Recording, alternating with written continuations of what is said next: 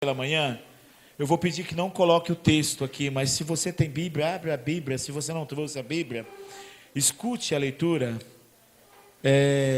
em Marcos 2. Aquele esquema, só quando, tá? Para vocês entenderem o que o Júnior estava fazendo aqui, é que eu combino com o pessoal ali. Eu geralmente prego usando PowerPoint. E quando eu faço assim, eles mudam. Quando eu faço assim, eles param. Então, por isso que o Júnior estava aqui tentando fazer assim, para ver se eles acompanham, né? Então, eles têm que ficar o tempo inteiro de olho aqui. Marcos 2, de 1 a 12. Preste atenção. Esse texto é um tanto quanto conhecido. E se nós olharmos para esse texto, de acordo com a tradução Revista Atualizada ou Revista e Corrigida, o destaque que é dado nesse texto aqui é para o paralítico, ou a cura de um paralítico. No entanto, nesse texto em específico, tem coisas muito mais profundas do que a cura de um paralítico.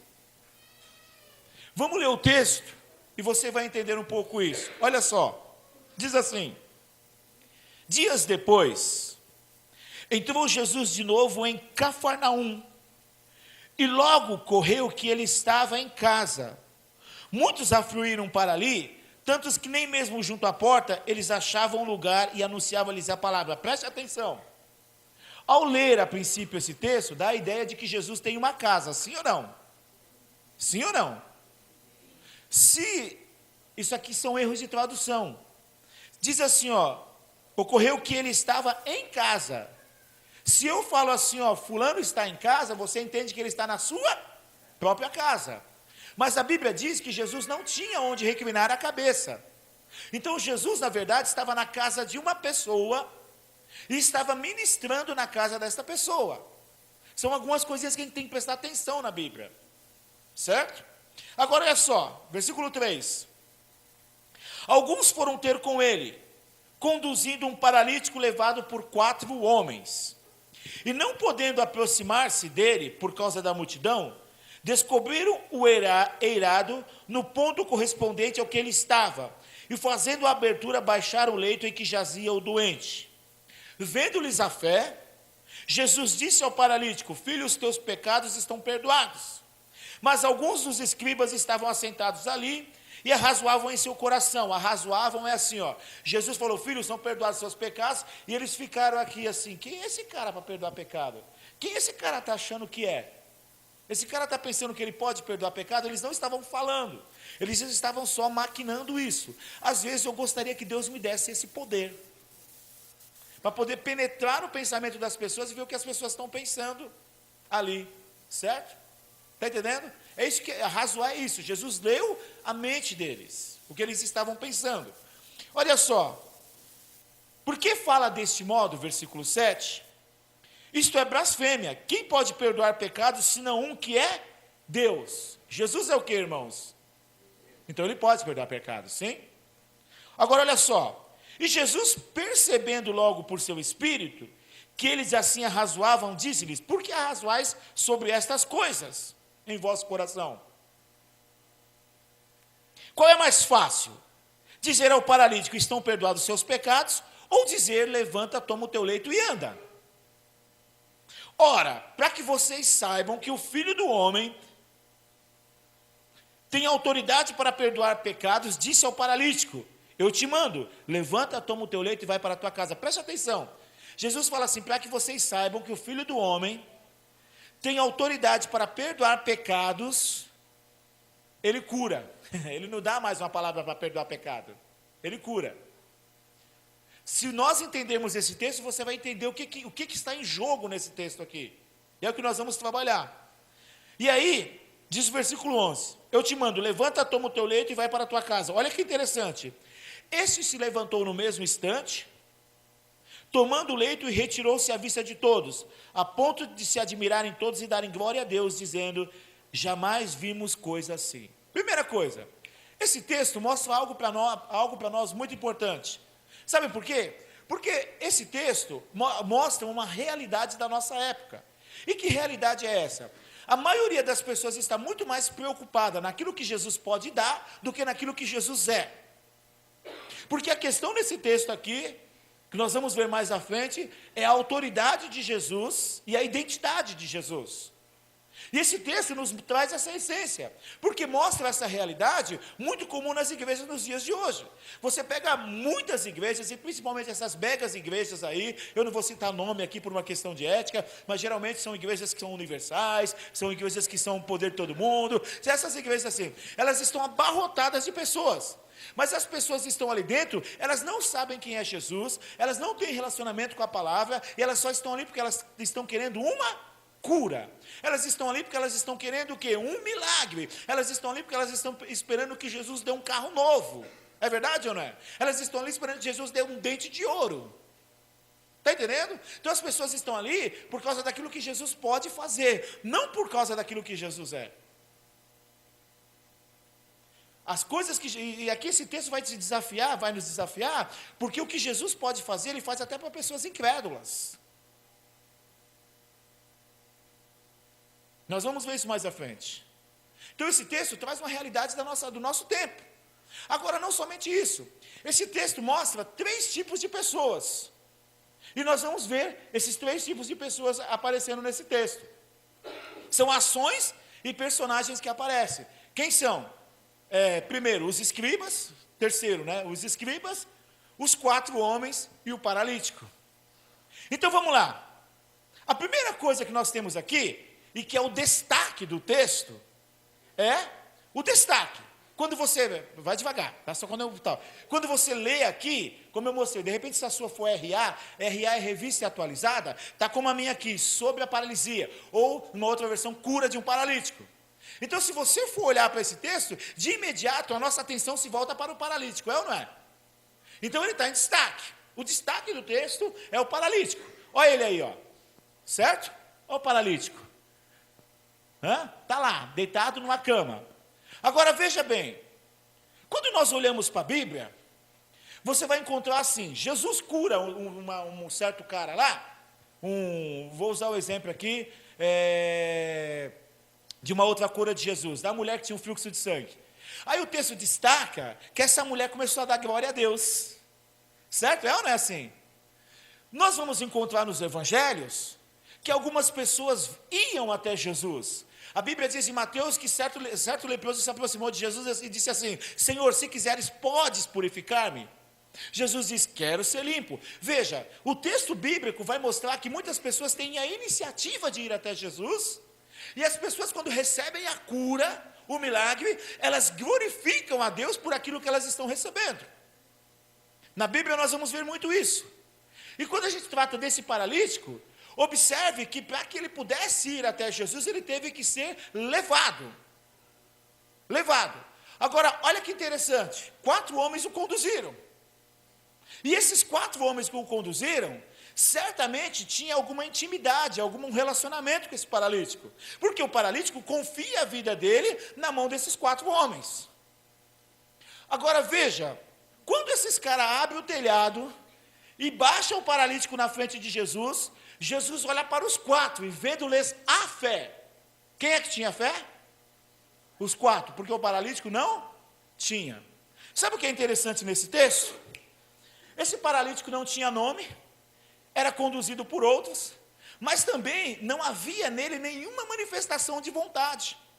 Diferente de João capítulo 5, onde a Bíblia diz que havia um tanque hebraico chamado Betesda, no qual nesse jazia grandes multidões de enfermos, cegos, coxos, mancos e paralíticos, os corintianos tudo estava ali. Certo? Esperando ganhar um título, brincadeira, esperando o movimento das águas. E aí o que acontece? Jesus vê um homem paralítico, é ou não é? E Jesus pergunta para ele assim: queres ser curado? Ele diz assim: Senhor, quero, só não tenho quem me ponha no tanque. Agora esse homem também era levado, era ou não era? Era ou não era levado? Mas não tinha ninguém que colocava no tanque. Mas veja, ele demonstra vontade. E quando Jesus o cura, ele sai glorificando. Aqui, irmãos, nós encontramos um cara com uma paralisia, e olha só, esse cara ele era paralítico mesmo. Por quê? Não há nele nenhuma manifestação da adoração a Deus. Não sei se você observou, mas no versículo 11, quando Jesus está conversando com os escribas, e Jesus fala assim: olha, perdoados são os seus pecados, ele é curado. Primeiro perdoa, depois levanta, toma o teu leite. Ele é curado. Imagina assim, a casa está lotada, Agora veja, se os caras desceram com o paralítico pelo telhado, eles tiveram que ficar segurando o paralítico assim, sim ou não? A casa estava lotada. Aí quando Jesus fala assim, ó, levanta, toma o teu leito e anda, o cara levanta, pega o leito e partiu, já era, vou noutra. Mundão. Vida que segue. Você não vê ele expressando glória a Deus. Você não vê ele parando e falando assim, Jesus, quem é você? Como nós vemos em João capítulo 9, com o cego de nascença. Sabe por quê? Porque esse homem era literalmente um paralítico. Nele, a paralisia era geral. Jesus não achou fé nele. Paralisia geral. E é interessante que tem pessoas que são assim na realidade, sim ou não?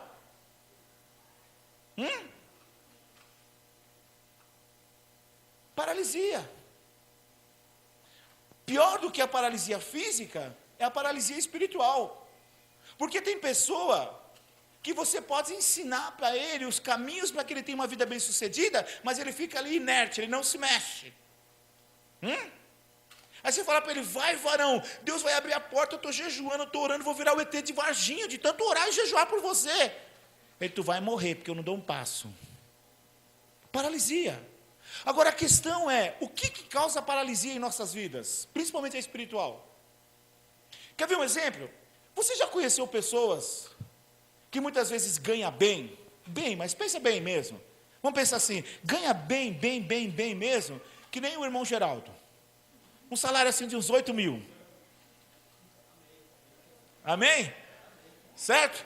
Aí é o seguinte, o cara ganha uma bolada, porque se eu ganhasse 8 mil, eu ia morar no Parque dos Príncipes, lá no Butantã, e ostentar. Não ganho isso, graças a Deus. Mas, Senhor, se quiser abençoar, pode mandar, beleza? Vou dar graças a Deus do mesmo jeito. Mas veja bem, você já viu uma pessoa que ganha, por exemplo, um salário de 8 mil? Agora, um exemplo. Mora na Coab, não tem nada errado de morar na Coab. Não leve isso mora na Coab, que é um condomínio popular, digamos assim. Aí você chega na casa do cara, você vai abrir a porta, a maçaneta está quebrada. Você entra, o azulejo está quebrado. Vai sentar no sofá, o sofá está escorado com tijolo. O rack que está a TV está torto. A TV dele é 3D, né? Você tem que... Você vai lá no banheiro, não tem aquela tampa. Olha, coisa simples, não tem. Aí você entra no fogão, só funciona uma boca do fogão. Deus está falando para trocar o fogão. Eita! Então você vai lá, só tem uma boca do fogão. Aí ele te chama para ver o quarto. Quando você olha para aquela cama, você fala, meu Deus, o colchão está assim, ó. Imagina, o colchão do cara está assim, já desgastou tanto um lado. O espelho está caído e o guarda-roupa, ele é tridimensional. Parece guarda-roupa que gosta de funk, né? Tudo assim. Aí você pergunta, o que o cara faz? Que ele não percebe que o dinheiro está passando pela vida dele, mas ele não está usufruindo disso. Já viram situações assim, irmão? Eu já vi, muitas vezes. O que é isso? Paralisia espiritual. Agora veja que para esse cara, quando ele desce diante de Jesus, Jesus vai chegar para ele e vai falar assim, ó, filho, perdoados são os teus? Porque a paralisia dele estava associada ao pecado. E aí nós precisamos entender que o pecado, ele tem uma ação paralisante sobre as nossas vidas. Seja ele qual for. O pecado, ele vai causar isso. Eu poderia citar muitos outros exemplos. Muitos outros exemplos. Porque o pecado, olha, Jesus falou para ele assim, olha, os teus pecados estão perdoados. Jesus não chama de filho, chama de filho. Nos outros textos, Jesus não chama de filho, filha. Jesus não chama de filho, ele fala assim, ó, os teus pecados estão perdoados. Porque a paralisia dele estava associada ao pecado. E entenda, o pecado tanto vai afetar a nossa vida espiritual quanto a nossa vida física. Há determinadas enfermidades que são consequências do pecado. Uma já veio até com o nome do diabo, diabetes. Brincadeira. Brincadeira, irmão. Eu tenho diabetes, né? É até errado. Mas... O irmão que tem diabetes está possuído. Vem aqui que eu vou orar por você. Brincadeira. É só brincadeira. Mas o pecado também causa enfermidade espiritual, física. Então veja, quando Jesus diz assim, filho, perdoados estão os seus pecados, olha só, a paralisia na vida desse homem é uma representação de toda a raça humana. Ele expressa a condição da raça humana. Você já viu pessoas que o casamento está sendo destruído? O casamento do cara está assim, indo de mal a pior. Mas você chega na casa do cara, o cara está lendo a Bíblia. Já viu isso, situação assim? Ele está lendo a Bíblia, ele está querendo encontrar uma resposta na Bíblia. Mas ele está com o casamento destruído, está lendo a Bíblia, mas não larga a amante. Está entendendo? Então não tem jeito. O pecado vai causar essa paralisia e essa cegueira. Hã? Ai, pastor, como é que eu faço para funcionar, para as coisas dar certo? Larga a amante. Ah, não, largo não. E tem pessoas que querem viver na paralisia. Quando não espiritual, física. E é interessante isso aqui, irmãos. Por quê? Porque o que esse texto aponta é a condição de todo homem.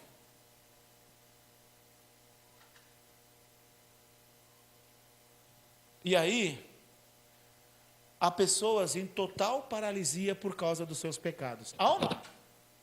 Sim ou não? Há ou não há pessoas em total paralisia por causa dos seus pecados? Há. E essas pessoas, elas não vão deixar de ser abençoadas por Deus. Porque nós precisamos entender que Jesus age baseado na sua graça e na sua misericórdia. E aí eu pergunto, você está assim?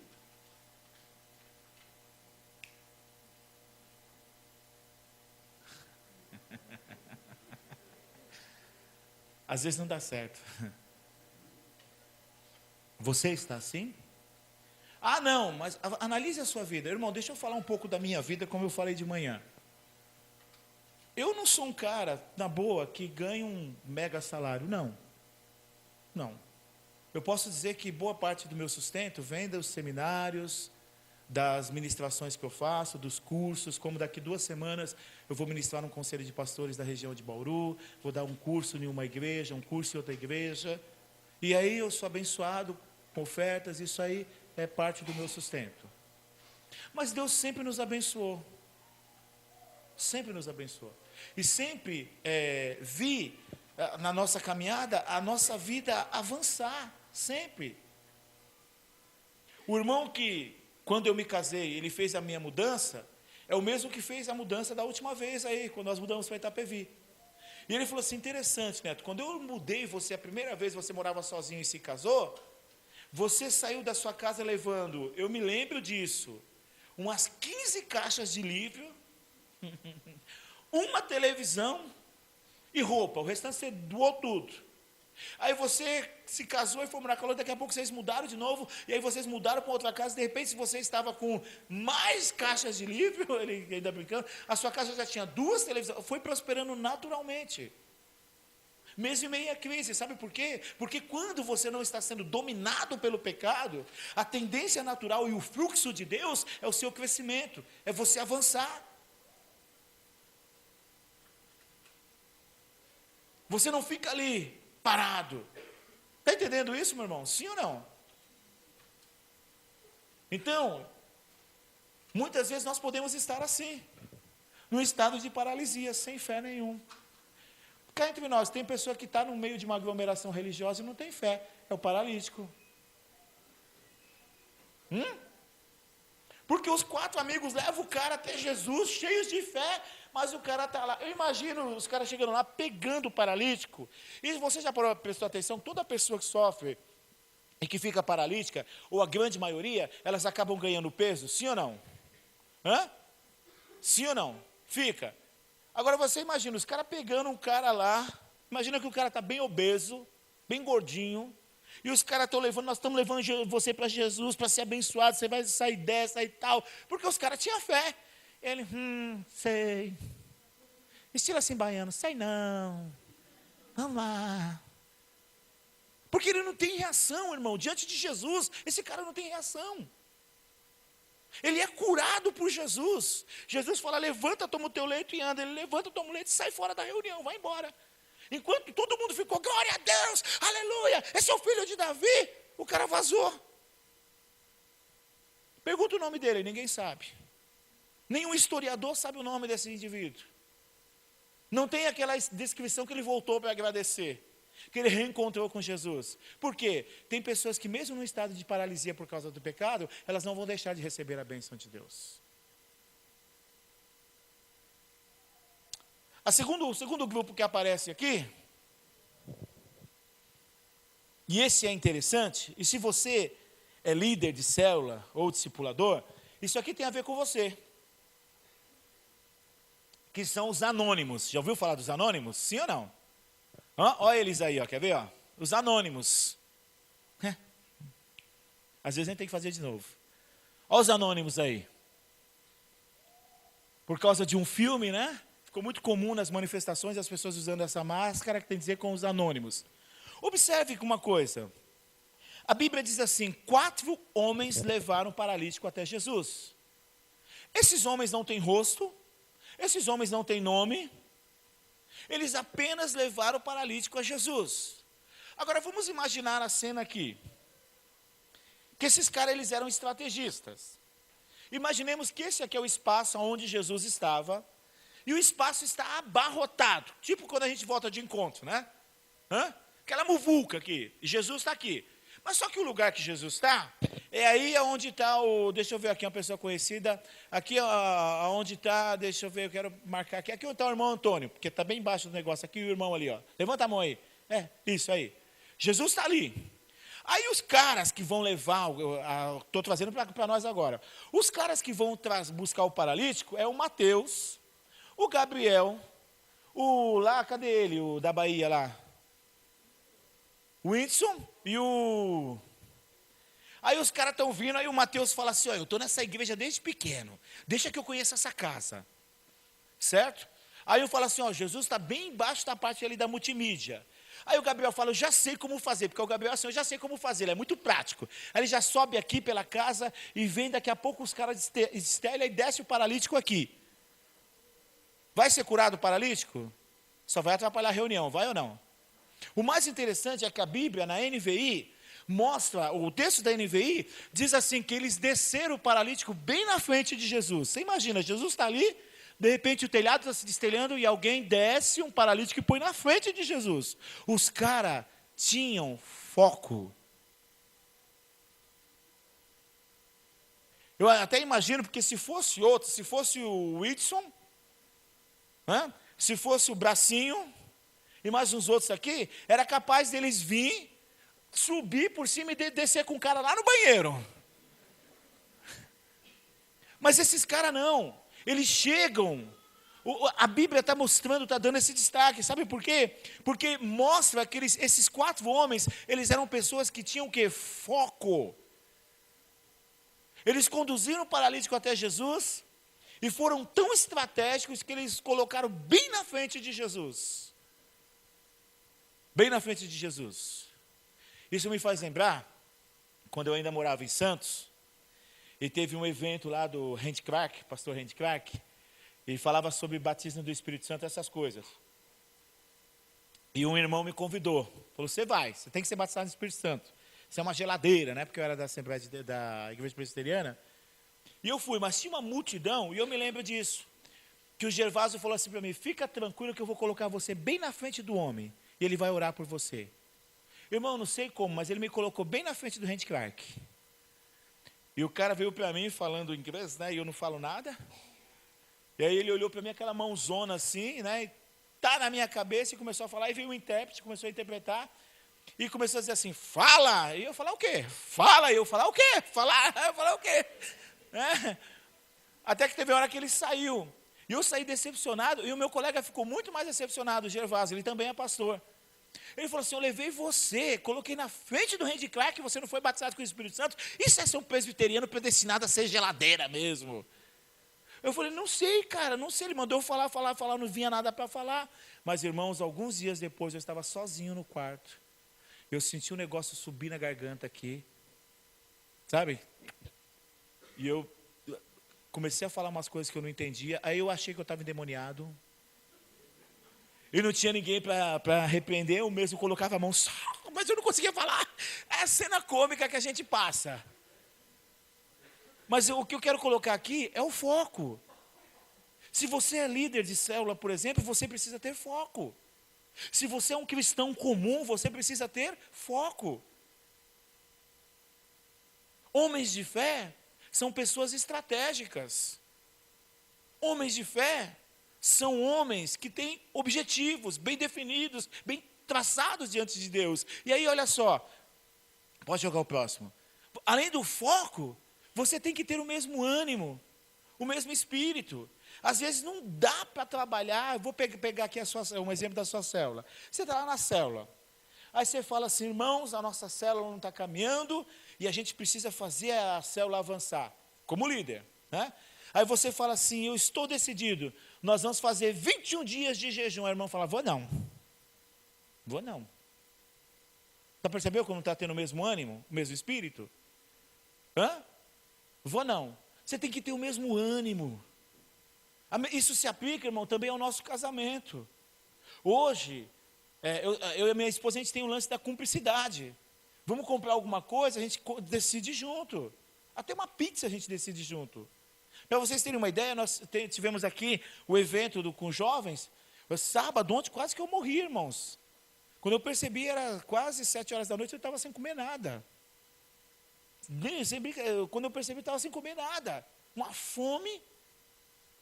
Mas na sexta-feira, meu menino estava aqui comigo e um colega dele, nós saímos, eu liguei para minha esposa, ela falou que não tinha feito janta e tal. Aí eu falei assim, olha, eu posso sair com os meninos, o dinheiro, podia falar para ela, o dinheiro é meu, saio, vou onde eu quero. Eu liguei para ela e falei assim, posso sair com os meninos para comer umas esfirras e alguma coisa com eles? Ela falou, pode. Se ela tivesse falado não, eu ia do mesmo jeito, porque... Mas ela falou, sabe o que é isso, irmão? Você tem o mesmo espírito. Quando você caminha e tem um líder sobre a sua vida, você tem que buscar essa direção do líder para que você tenha o mesmo espírito. Está entendendo? Eu conversava com o jovem da igreja aqui sobre algo que ele pensa em fazer. Ele veio, me procurou, nós sentamos, conversamos. Olha, acho que os melhores caminhos são isso, aquilo, aqui, direcionando. Falei, vamos orar para que Deus dê a resposta. Deus começou a mostrar as coisas, dá a resposta. Isso é você ter o quê? O mesmo espírito. Então esses homens, eles tinham a mesma fé, o mesmo ânimo, o mesmo espírito, a mesma visão e a mesma determinação. Esses homens... Tá? Eles, como eu disse aqui, eles eram sem rostos, mas eles foram catalisadores de um milagre. Por exemplo, eu posso falar para vocês, hoje eu estou aqui compartilhando a palavra de Deus com vocês, mas poucos, ou acho que ninguém aqui conhece as duas pessoas que geraram a minha vida em joelhos. Conhece ou não? Minha tia, não conhece, né? Certo da quem é da família. É uma pessoa sem rosto. Para vocês é uma pessoa sem rosto, mas ela foi catalisadora de um milagre. Talvez você não saiba, meu irmão, mas de repente Deus moveu uma pessoa aí que você nem conhece e está orando por você há muito tempo. Um dia olhou para você assim. Vocês conhecem a história do Rodolfo Arantes? Conhece ou não? A história do Rodolfo Arantes? Que uma irmãzinha, né, dessas coque, cuspe santo, assim, essas irmãs bem do fogo mesmo. Imagina, o cara está lá no maior show, doidão, rock pesadão, e eu ficava olhando para aquela irmãzinha de coque, lá na frente dele, lá, no meio de todo mundo. Conhece essa história do Rodolfo? É assim. Um dia a mulher olhou para o Rodolfo, e o Espírito Santo falou para ela assim, interceda por ele, onde ele estiver. E a mulher começou a perseguir o Rodolfo, ir para show, e ela só ficava lá, orando por ele, sem dar nenhuma palavra. No dia que o Rodolfo foi tentar tirar a sua vida, e estava muito louco. Quem é que estava dentro da casa do Rodolfo, entrando lá dentro, para falar do amor de Jesus e pregar o evangelho? Essa mulherzinha. Olha o homem de Deus que o Rodolfo Arantes é hoje. É um rosto que você não conhece. Então aqui nós vemos pessoas que são geradores de um milagre. E tenha certeza que Deus certamente vai levantar alguém assim também na sua vida, se já não levantou. Eu tenho uma intercessora, na verdade eu tenho 6, né? São intercessores mesmo. Mas um dos intercessores que eu tenho, é uma que foi Deus que levantou. Eu tenho conhecido pessoas que chegam para mim e falam assim, então você que é o pastor Neto? Sim, eu estou orando por você há muito tempo. Irmãos, como isso faz diferença? São pessoas que são catalisadoras de um milagre. E aqui nós vemos que esses homens, eles não têm rosto. A única coisa que nós encontramos neles é fé, perseverança, determinação e foco. Coisas essenciais para aquele que é cristão e principalmente para aquele que é cristão e está na posição de liderança. Não tem coisa pior do que você ser um líder sem fé. Vamos avançar? Vamos não. Vamos passar por cima dessa situação. Para com isso. Hã? Já virou um cristão tiririca. Pior do que está, não fica. Hã? Então assim, nós precisamos disso. E esses homens, olha que interessante. Esses homens, eles buscavam uma única coisa, ser um instrumento de bênção. E aí a pergunta é, e você, o que está buscando? Porque tem muita gente que vem para a igreja só na expectativa de receber um milagre, sim ou não? E vão receber, e muitas vezes vão embora. Como paralíticos espirituais, eles vão embora. Mas a questão é, o que você busca? Principalmente você que já tem um relacionamento com Jesus. O que motiva, o que move o seu coração? Qual é a busca, qual é o anseio do seu coração? Porque esses homens buscavam apenas ser instrumento de bênção. Eu posso até afirmar para você, sem medo, que esses homens, eles tinham um coração de servo. Eles estavam dispostos a servir, porque, meu irmão, destelhar, levar o gordinho lá para cima, passar por tudo isso, é porque eles tinham um coração de servo. E aí entenda uma coisa, quem tem um coração de servo, nunca quer roubar a cena. Porque veja, diz que 4 homens introduziram o paralítico, Jesus vendo-lhes a fé, só isso, a participação deles no texto é só essa.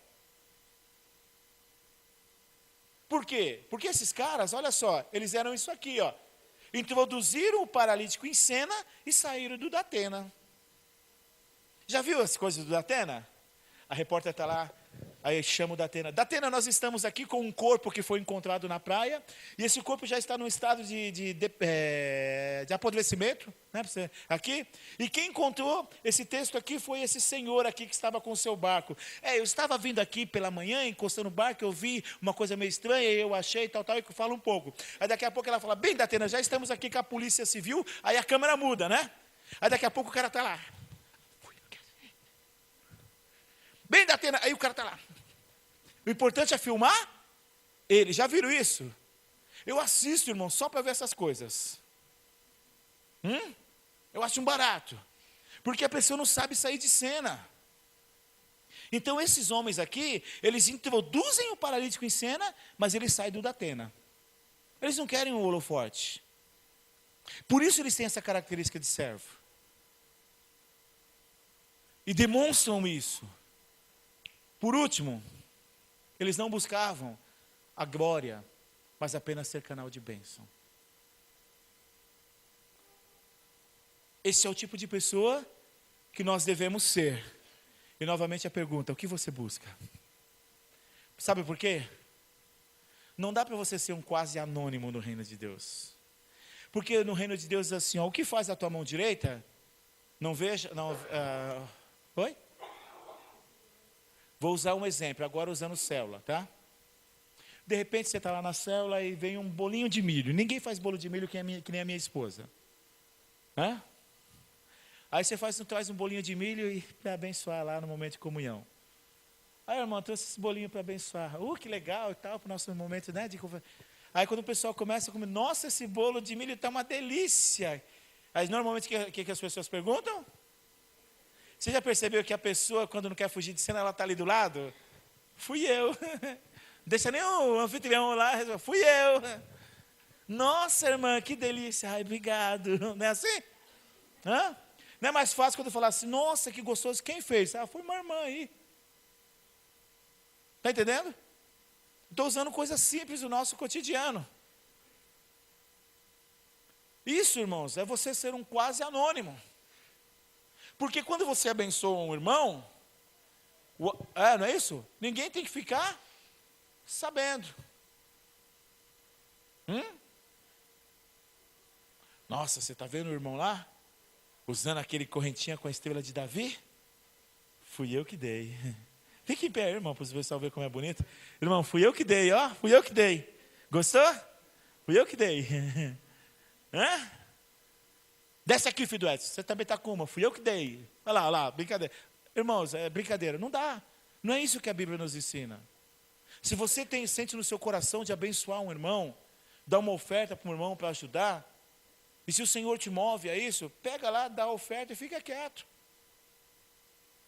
Fica quieto. Eu estou brincando com isso aqui, tá? Mas assim, fica quieto. Seja anônimo. Algum tempo atrás, quando eu pastoreava a igreja, em São Paulo, a nossa igreja começou a crescer, e eu comecei a ter dificuldades com a liderança. E nós investimos muito na igreja, comprando bastante instrumentos, isso e aquilo. E uma das pessoas que normalmente me ajudava, porque como viajava, naquela época muito mais até do que hoje, uma das pessoas que me ajudava, ele era uma pessoa assim, difícil. Você mostrava, falava como que as coisas tinham que ser feitas, mas eu fazia um culto no freestyle, né, como vocês viram aqui, mais pegada de jovens e tal, descolado, vinha mais à vontade, jeans e tal, né? E nos dias que ele ficava no meu lugar, ele vinha lá um perfeito crentão, terno, gravata e tal, e mudava toda a postura. Paz do Senhor, irmãos. Eu quero dar uma rica oportunidade para a irmã. Quero deixar o irmão falar. E nós vamos cantar hoje, ó Rei sublime, em majestade santa. Não tinha nada a ver. Aí eu comecei a ver que a igreja estava sofrendo com a crise de identidade. Eu chamei o irmão para conversar. E aí quando eu chamei para conversar, nós começamos a ter atrito. Até que um dia ele estava numa célula, tinha uma célula na casa dele, e todas as células funcionavam de quinta-feira, e ele mudou, sem me falar nada, a célula dele para sexta-feira. Mudou para sexta-feira. E a minha, todos eram de quinta-feira, e aí um dia eu descobri que ele tinha mudado a célula de sexta-feira, sabe por quê? Para que as pessoas de todas as outras células pudessem participar da dele. Aí quando eu fui conversar com o irmão, explicar que não é assim, que se funciona isso e aquilo, eu descobri uma bomba maior. Ele dizia lá na célula de sexta-feira que o pastor da igreja era ele, e não eu. Olha o negócio que a gente estava. O irmão tinha um coração de servo. Resumindo a história, um dia ele chegou e falou assim, me chamou para uma conversa e falou assim, eu vou sair da igreja. Eu falei, poxa, irmão, que pena. Você fala que pena, mas lá dentro você está, glória a Deus, Jeová. Brincadeira. Falei, pô, irmão, que pena, cara. A gente está aí tanto tempo junto. É meu filho na fé. Ele é meu filho na fé. E aí nós começamos a conversar, eu falei, não, pastor, não dá mais, eu não sou essas coisas que você faz, esse louvor que vocês ficam aí, poderoso Deus, e uma hora fica, pá, receba, esse negócio aí, 1h30 de louvor, sabe, culto de 4 horas, eu não concordo com isso. Falei, irmão, então é o seguinte, está decidido? Eu e a minha esposa estamos decididos. Eu chamei a família, orei, abençoei, falei, vão em paz, Deus abençoe, sejam prósperos. O nosso relacionamento continua, a nossa amizade continua. Acabou o conflito. O irmão dele que ficou, também um cara com coração de servo. Ele tinha até um coração disposto a abençoar, abençoava muito. Alguns dias depois ele resolveu sair também. Agora preste atenção no que eu vou te dizer. Ele resolveu sair, e aí ele veio, conversou, eu abençoei e falei, então irmão, pode sair. Só que ele cuidava do trabalho com as crianças no morro, que nós fazíamos. E uma van pegava as crianças, trazia para a igreja e a gente tinha um trabalho com as crianças. Só que ele saiu e eu passei o trabalho para um outro casal para liderar. Quando chegou na quarta-feira, depois da saída dele, ele chegou mais cedo na igreja, porque ele tinha a chave, subiu com o próprio carro dele, trouxe as crianças e foi usar. Aí quando o outro casal chegou lá, o casal me ligou e falou, nós chegamos aqui, o irmão já está, as crianças já estão, e ele já está fazendo tudo, antecipou tudo. O trabalho era feito no horário, ele já tinha antecipado até o horário. Aí eu fui lá conversar com o irmão. Quando eu cheguei lá para conversar com ele, falei, irmão, está errado, você saiu, não dá para continuar. O trabalho lá no morro é meu. Eu falei, não, o trabalho no morro é da igreja. Você saiu, você para o trabalho, nós vamos continuar. Aí, irmão, se é dele sair na bênção, sabe o que ele fez? Para explicar isso aqui de ser quase anônimo. Ele falou, tá, eu estou saindo. Aí ele foi, atravessou a igreja, foi lá no púlpito, pegou uma caixa amplificadora, pegou o violão, algumas coisas que ele tinha doado para a igreja e ofertado, que só eu sabia que ele tinha ofertado. E ele falou assim, eu ofertei essas coisas e eu levo embora. Eu falei, irmão, não faça isso, o que é consagrado no altar deve ficar. Ele levou. Se vocês conhecerem ele hoje, ele está louco.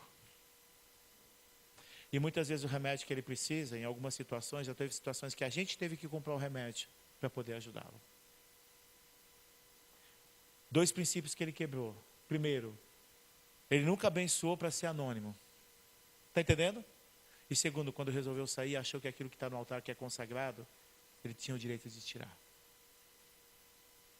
Então, irmão, não seja um quase anônimo. Seja anônimo. Faça as coisas sem querer receber. Faça as coisas sem querer. Sabe? Faça por ter um coração de servo. Porque esses caras nos ensinam isso. E aí nós vamos para o último.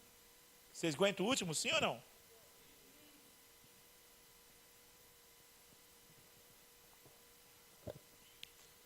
O último é esses caras aí. Quem são? Quem são?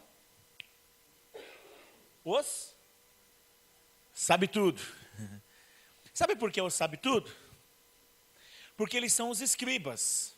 Só a setinha que vai entrar aí. Os escribas.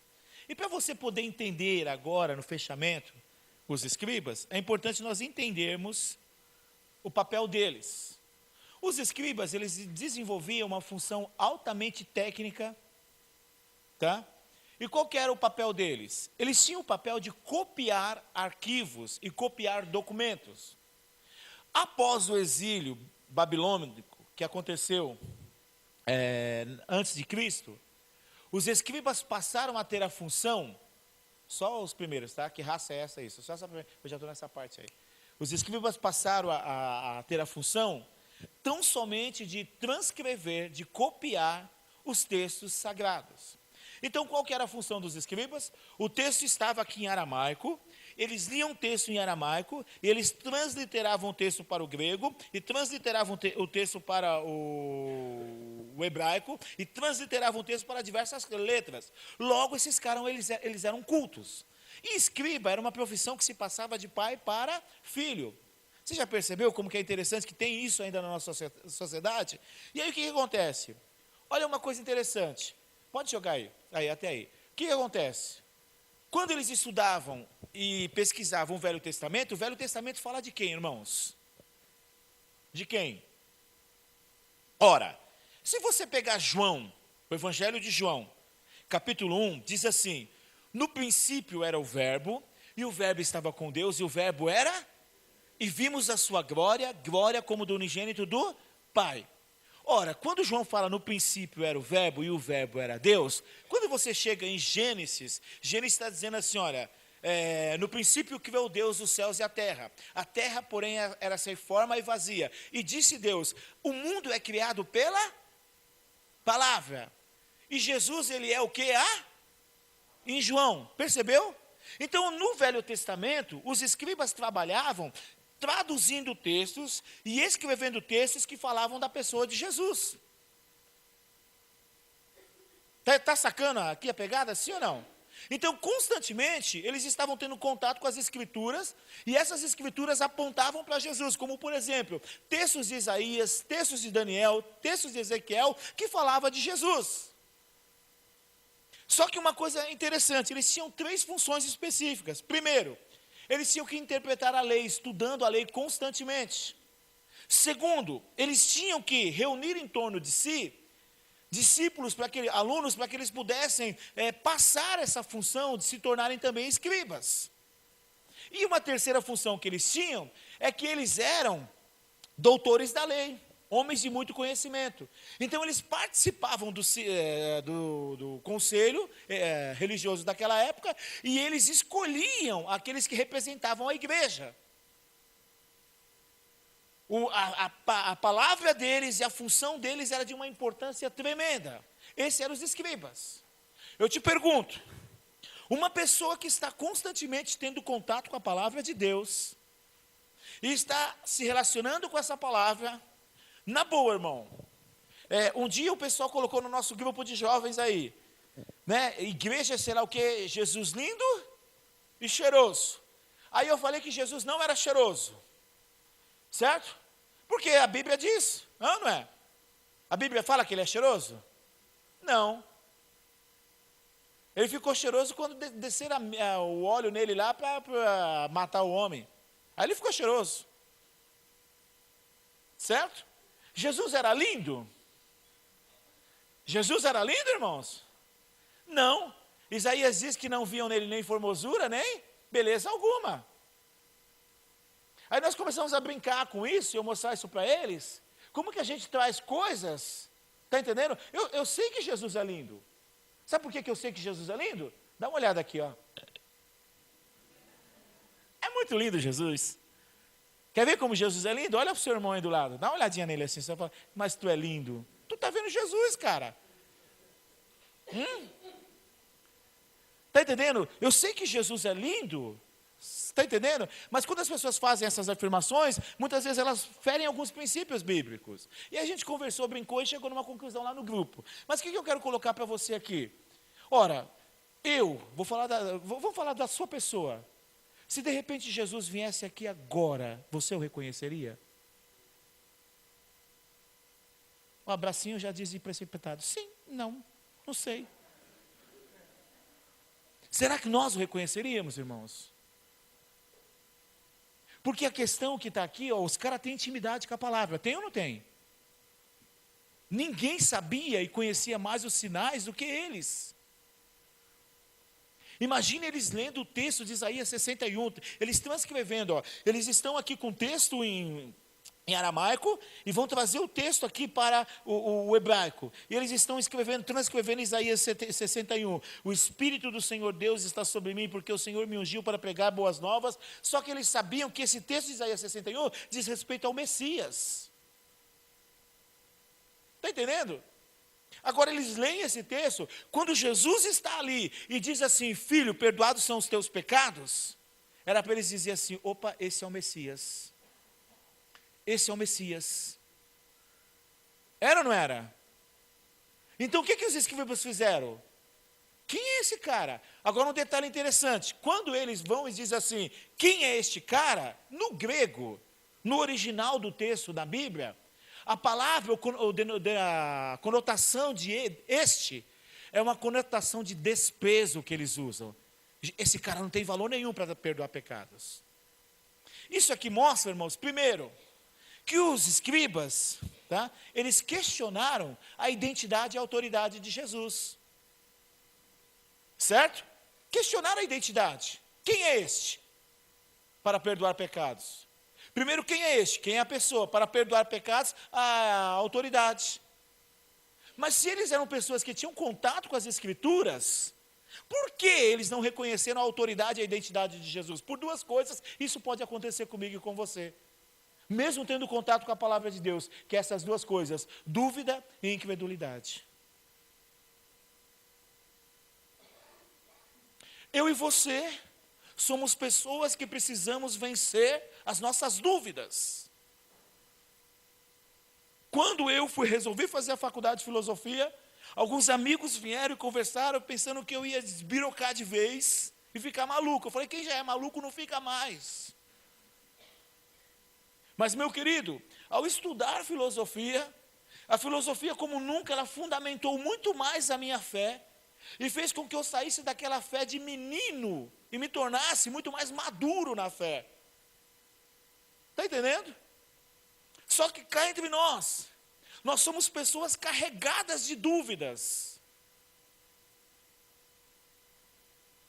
Muitas vezes carregadas de incredulidade.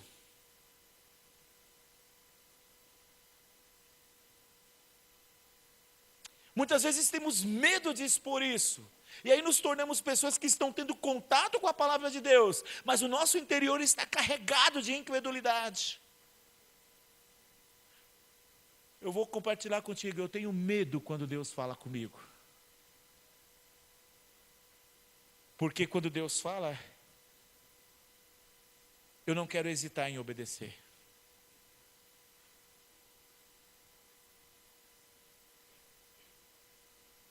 Porque quando Deus fala e nós não obedecemos, o elo que está aí se chama incredulidade.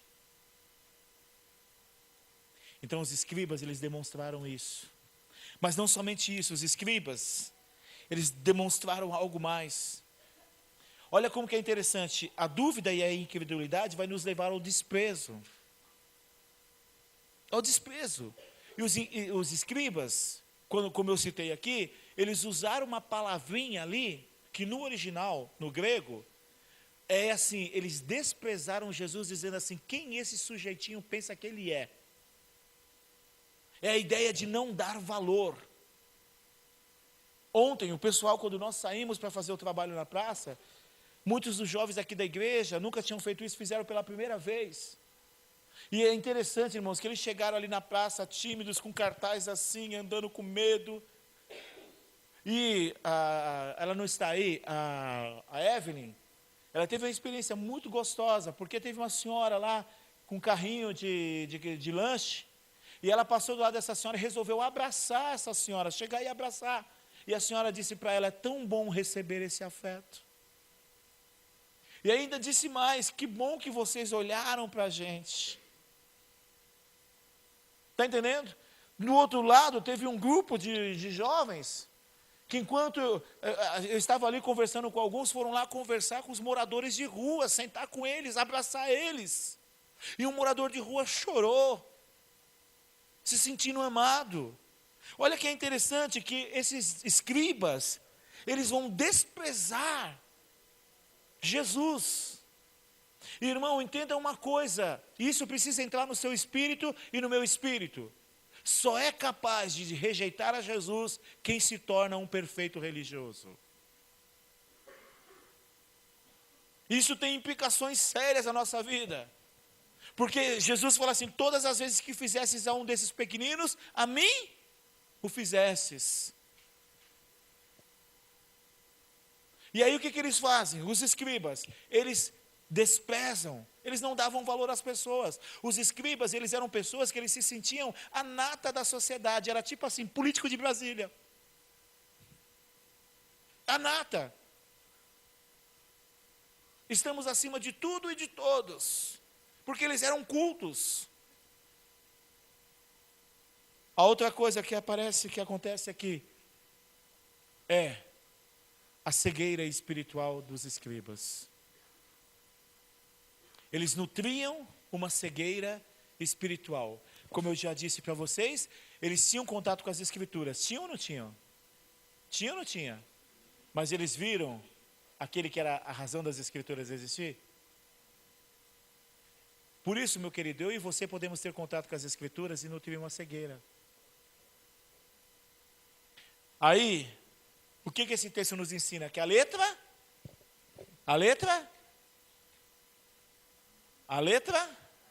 mas o Espírito vivifica. Eu pergunto para vocês, entre o paralítico e os escribas, e os 4 homens, quem mostrou ter uma vida espiritual? Os 4 homens. E esses que mostraram ter uma vida espiritual não tinha rosto, e muito menos nome. Eu tenho um amigo, é um amigo mesmo, já estou encerrando, irmãos. Ele é lá do Rio. Eu acho barato ele. Ele cuida de uma igreja lá, do ministério dele. E quando ele vai jejuar, ele posta no Facebook: nos próximos 30 dias estarei no óleo. E todos aqueles que querem receber uma bênção, vai deixando o nome aqui, que 30 dias eu vou ficar no manto. Aí eu entro lá no meio e comento, terra súbias, nebracás, subicou, né? Escreve um monte de coisa. Aí ele me chama e fala, pô, sempre o pastor Neto que vem zoar minhas coisas. Eu falo, cara, tu vai jejuar e põe no Facebook. Hoje estou indo para o monte, vou ficar 12 horas na presença de Jeová. Para com isso. Para com isso. A letra mata, meu querido. O espírito vivifica. E quem é espiritual não vive chamando a atenção para si. Quem é espiritual desenvolve uma característica de servo. Para nós encerrarmos aqui, algumas coisas que nós precisamos aprender. Primeiro, esse texto mostra que nós precisamos nutrir uma relação mais profunda com as Escrituras. Mas para que a gente possa nutrir a relação com as Escrituras, que seja carregada de vida, nós precisamos ter uma vida onde exponhamos diante de Deus constantemente os nossos pecados. Meu irmão, pecado precisa ser confessado. E aí, se você perguntar como, é expondo diante de Deus para poder receber o seu perdão. Porque tanto o paralítico, que tinha um coração enrijecido, do outro lado nós temos os escribas, que tinham conhecimento, mas também tinham um coração enrijecido. Por quê? Porque tinham um relacionamento com as Escrituras, mas nutriam esse pecado que vai aparecer aqui. Pode jogar os dois. De orgulho e arrogância. Porque os escribas, eles eram orgulhosos e arrogantes. Sinal de um religioso, orgulho. Sinal de um religioso, arrogância. E aí, meu querido? Acho que entra uma imagem agora, tá? Jesus, ele demonstra o seu amor e a sua graça quando ele diz assim, ele já tinha dito, né? Por que vocês estão razoando isso no coração? Aí depois ele diz assim, levanta, toma o teu leito e anda. Só que aí ele coloca as duas coisas. O que é mais fácil dizer? Aí ele diz, levanta, toma o teu leito e anda. A grande questão aqui, nesse texto, é que mostra, primeiro, a graça de Deus de alcançar uma pessoa que nem fé para isso tinha. E essa pessoa foi a mais abençoada. Do outro lado, mostra pessoas que se tornaram espirituais, que tinham acesso com as Escrituras, mas que não tinha vida no Espírito. E no meio, no cerne, mostra pessoas que têm a essência do reino de Deus. E por ter a essência do reino de Deus, eles se dispõem a servir em amor, em sacrifício, em fé. Porque eles eram catalisadores de milagre. E aí eu quero finalizar te dizendo o seguinte: para que lado você vai? Ou em qual posição você está? Que tipo de pessoa você é?